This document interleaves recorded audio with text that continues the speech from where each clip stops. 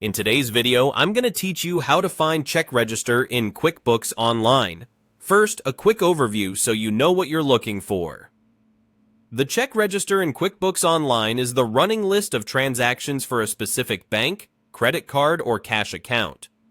It shows deposits, payments, fees, and the current balance, and it's where you can quickly review, filter, and, when appropriate, edit entries.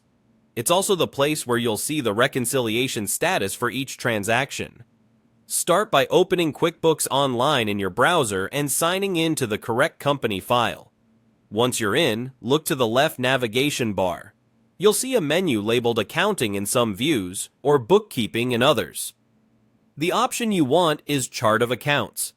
If your menu is collapsed, click the hamburger icon to expand it so you can see the labels clearly.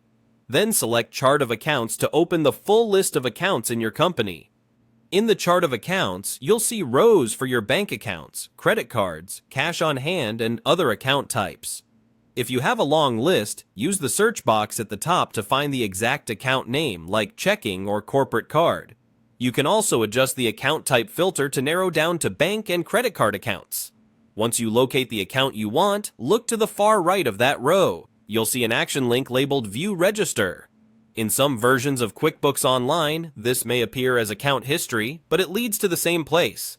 Click that, and you'll open the check register for that specific account. Inside the register, you'll see columns for date, reference number, payee, memo, the reconciliation status, and the amounts for payments and deposits, along with a running balance.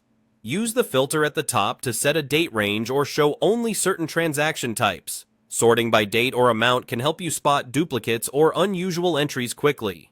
If you need to edit a transaction, click into the row and choose Edit. Just remember that changes here affect your financial reports, so proceed carefully.